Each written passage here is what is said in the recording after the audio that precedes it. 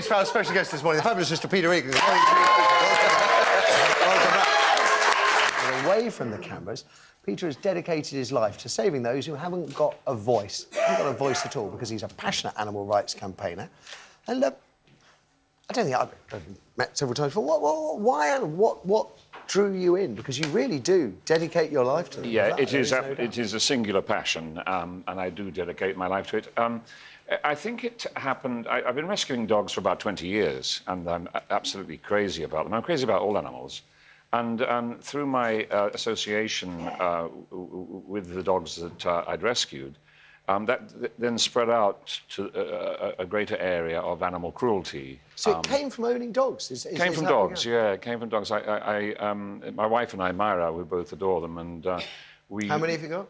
Got 5 at the moment, yeah. I had 7 up until 2 years ago, but sadly I lost 2 that I adored. They were both 16. One was a Spaniel collie called DJ, and the other was a Lurcher Whippet called Finn. But now 5 at the moment. And then, from rescuing the first dogs, I used to meet people on Hampstead Heath, and they started telling me about their stories about their dogs, and I learned more about the tragedy of animals in England, really, and dogs in England. And then I met someone called Ira Moss, and she was starting a charity called All Dogs Matter, and asked me if I would be involved. I became their chairman. That was 10 years ago. And that really introduced me to the world. Because it is global, your campaigning. I think South Korea has been your... South Korea and China. What have you been doing out there? In South Korea, I just came back last month, myself and a wonderful, the great Dr. Roger Mugford, an animal behaviourist. We went out to a dog meat farm in South Korea, which was being closed down by Humane Society International. And that's the 6th farm they've closed down. How do they manage that when you might have a cultural... Well, when eating dog meat might be cultural? Well, I would kind of take issue with it being cultural. I think it's cruel rather than cultural, because the way these dogs are treated is quite disgusting. How do you change the mindset? Well, I'll tell you what's happening, which is wonderful, and this is as a result of the social media sites, that the young in Southeast Asia are really adopting Western animal welfare values, I think, which is happening at a phenomenal rate. And what I've understood from the people I've met in both China and South Korea, the children of these dog meat farmers are saying, I'm ashamed that you do this. I'm ashamed that you treat animals so cruelly, and have influenced their parents to stop this cruel practice. And so that is happening across the board, basically. Humane Society International taps in through that. There's a wonderful woman called Lola Webber, who I work with, who is attached to them. And she negotiates with the farmers, and so go into a farm and offer them the alternative to a cruel existence like a dog meat farm. They say, why not turn the farm into a blueberry farm? And so a negotiation takes place. The dogs are all taken care of. A deal is agreed. The farm is closed down. They destroy the cages. The dogs either go to America, mainly America, because it's easier to get the dogs in, but we brought 8 to England in February, and 3 of these dogs are going to go through the medical detection dog program. Get away! What? Yeah. So they're going to hunt? They'll be trained to search out cancers. Absolutely. That is extraordinary. Absolutely. It's amazing, isn't it? These are dogs you rescued in Korea. They are, yes. And see, what is interesting is that these dogs are referred to in South Korea. Am I allowed to swear? It's a small swear, but okay. The French word for it is merde. Okay, I'm with you there. So these dogs are referred to as merde dogs, if you like, or soulless dogs. And so there is a distinction, as there is like with rabbits in England. You know, people keep rabbits and eat rabbit.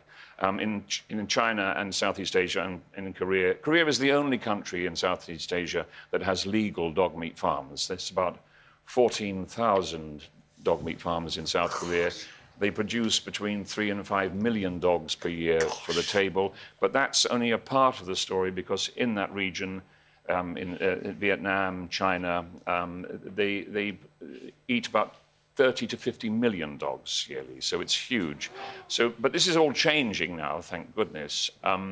So, Because of young people's attitudes changing. because of They're young taking people's Western attitudes. And values. work from Absolutely, people that's- like you, Peter. Something for Yes. you, Mark. Well, we were chatting in the green room about your work, and it extends to more than just dogs. Yeah. And we got a tweet in this morning to the show from your mate Rick Wakeman. Oh, yeah, great. And he said, Thank you, Rick. Peter Egan's a great friend, great mate. Ask him about Peter Bear and Cyril Bear. Oh, yes. You work with bears. I do indeed. Yes, that started and also brought me into the dog meat trade, which is the bear bile trade in China. I mean, it's a disgusting situation where there are something in the region of 14 to 16,000 bears kept in cages for up to 30 years. And a great charity called Animals Asia, which was founded by a remarkable woman called Jill Robinson. I'm their UK ambassador. And Rick is a wonderful, brilliant supporter. So who's Peter Bear and who's... Peter Bear is my bear. I have a bear called Peter Bear. And Cyril Bear? And Cyril, Rick, because he's supported us so much, he was asked if he would like to name a bear. So he becomes the parent to that bear. So he named Cyril after his dad, with whom he had a great relationship. But why are the bears in prison? I know they have performing bears on the streets. Is it just for that, or is it for another reason? They're biofarms. So they're kept in these cages, and they had bile extracted daily from their gallbladder. Why? It is the most As a excruciating, medicine. painful thing. As an old school medicine, is it? Yes, it does have some value in terms of rheumatism and things like that. But of course, nothing that can't be created more Synthesised. effectively synthetically. Do feel free to comment and give us a thumbs up if you feel inclined. For more clips from the show and exclusive behind-the-scenes videos, click here. If you're new to the channel, click the subscribe button here to be automatically informed when new videos are available. Links to our other social media platforms can be found in the description. Thanks for watching.